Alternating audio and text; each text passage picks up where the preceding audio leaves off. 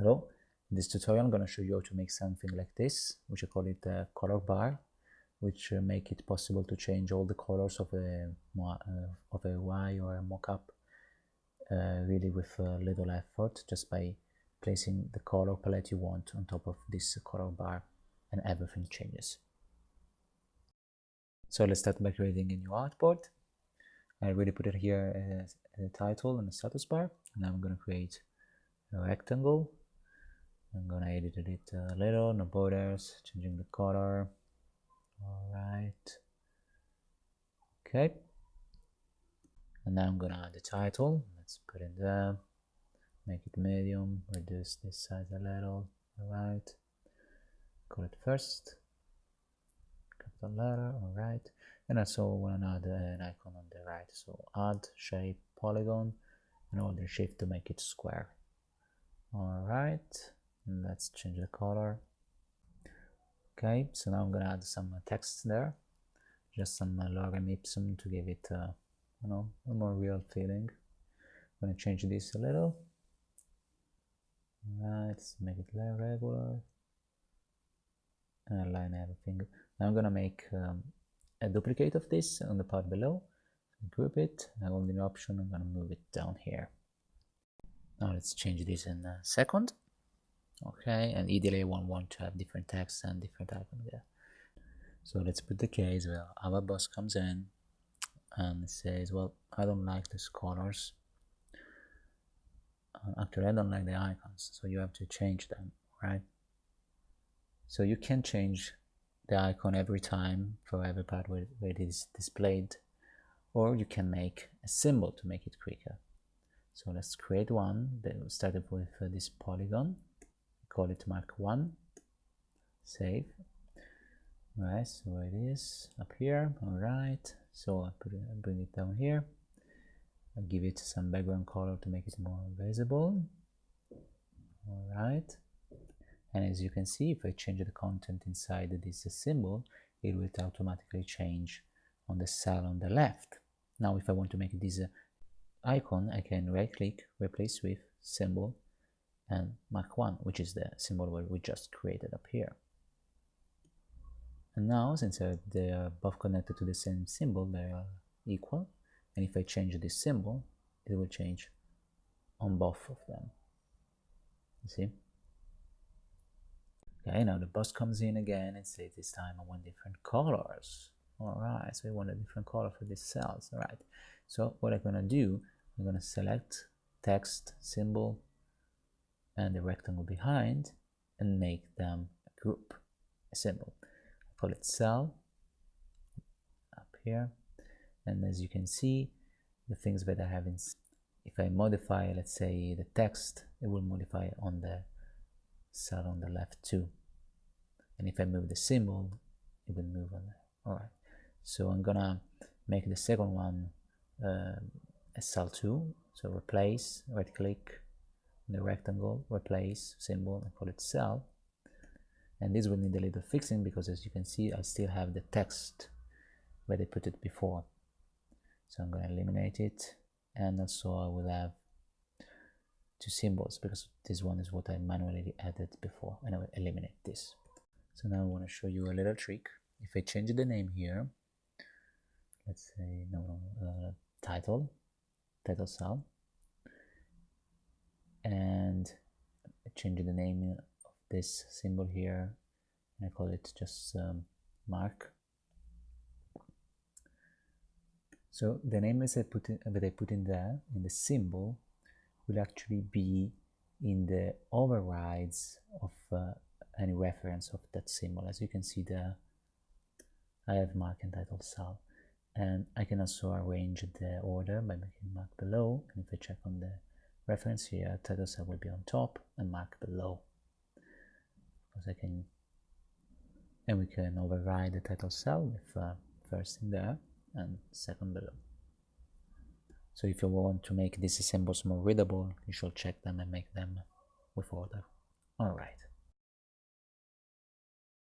and now we can just select a rectangle in the cell and change the color as the boss wants it, and we can do it easily, fast, and it's changing everywhere. this symbol is called. Now our boss comes in again and he says this time I want different icons for every cell. Alright, so you could attach it and make it different, but it wouldn't just be smart.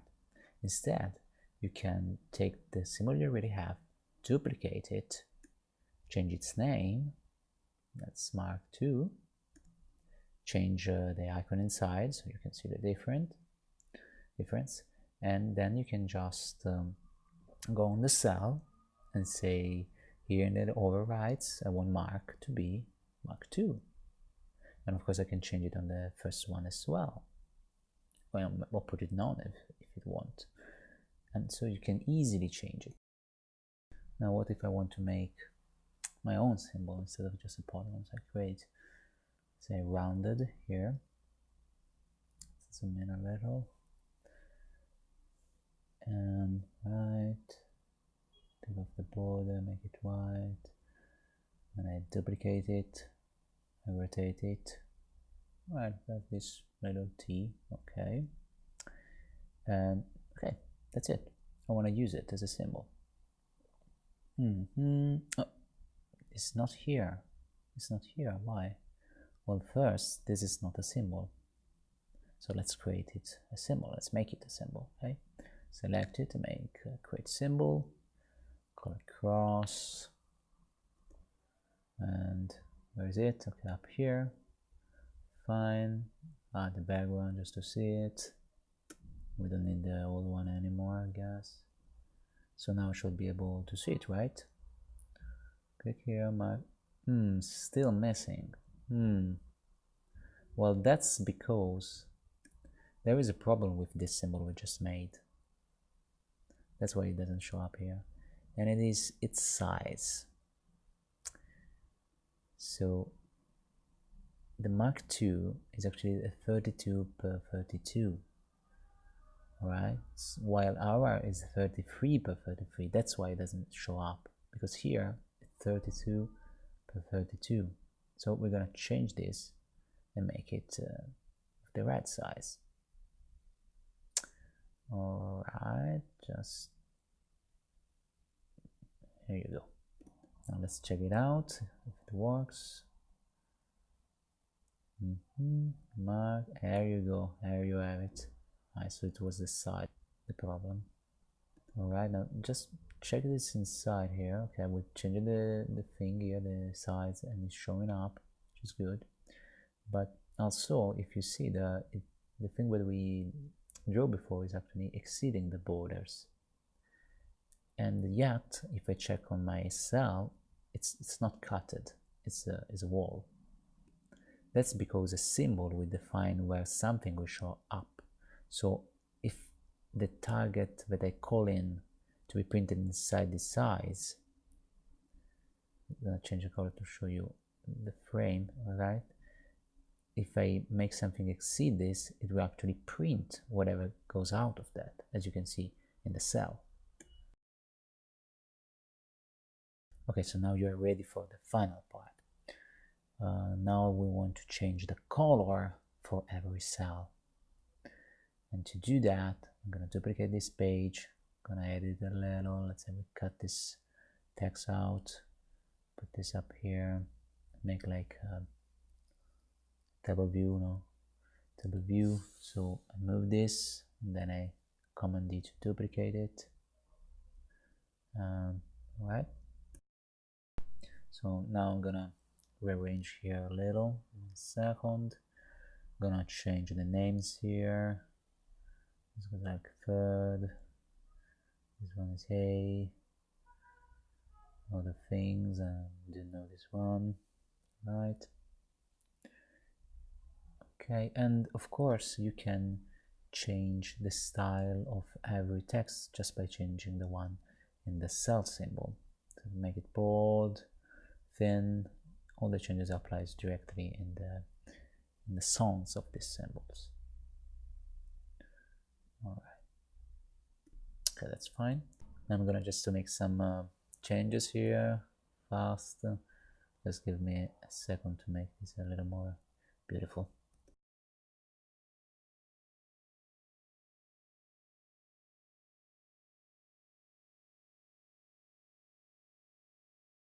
So let's go back on what our boss said.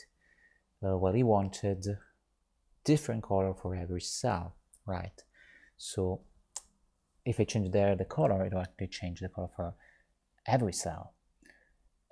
So they always will be the same, which is fine, but we actually want to make a color bar. So to make that, we're gonna have to change the color to make what is defining the color here is the rectangle. Is the rectangle inside the cell symbol. As you can see, you have no color here to be changed because this is just rectangle, it's not a symbol. So we're gonna make it a symbol, call it color, right? And if you can see, now that you have color here and showing on the right side as well of the cells. So this is the symbol we just created. I'm gonna change its name to C1, and this size is just not very useful for a color bar. I think you can use it with this size, but I think making it square will be better. So I'm going to change it to be square, so 67 per 67. And as you can see, now the color goes outside of the cell symbol. That's because we changed the size of C1 symbol to be smaller, but as I told you, everything that goes outside of the symbol will actually go outside wherever the symbol is printed. So if we reduce it, you see it's becoming a little smaller, but it's still outside, and you just have to make it perfectly square. Oh, I mean inside the symbol, so you will not have it going out. That's because the printed object inside the cell is bigger, is a stretched version of C1. So now, well, we can also, I can delete it to show you another way, just to make you clear that you can actually add, the symbol after you created the cell symbol. So we can add this letter, and we can make it right so, and we can, you can make the rectangle inside this C1 bigger, but it wouldn't just make much sense. So I'm just gonna stretch the C1 inside the cell otherwise in this way. And now I'm gonna duplicate C1, so we can start to have our color palette, and after that we can start changing the colors. But first let me just change the names of all these symbols. So this is C4 actually, this is C2, and this was C3, 5, right? And yeah, okay, now we can change the color. And yep. So yeah, let's make it purple.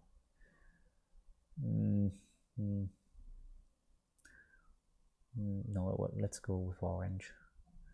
All right, so we just have to change this override here to say you have to be C2 in colors. And as you can see now, we had the orange color. Now let me just make this other colors real fast. All right, blue. All right, and of course I'm gonna call them everywhere.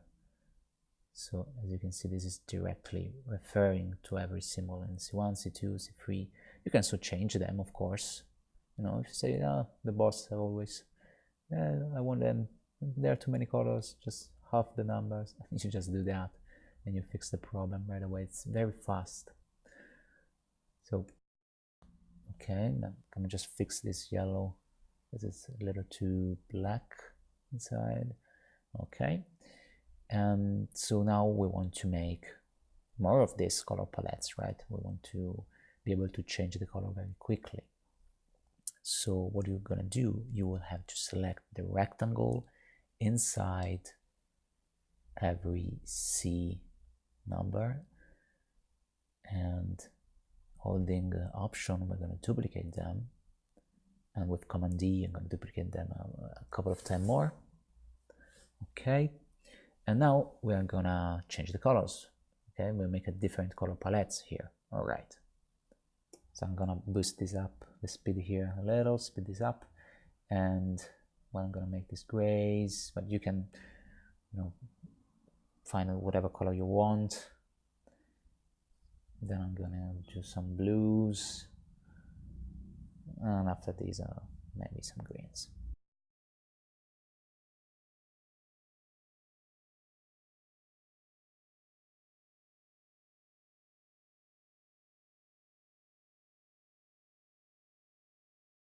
Okay, here comes the magic. So now I can just select all these grays, move them on top of these symbols, these color symbols, and voila, I will hold my app grayscales or blue scale if I want to. There you go.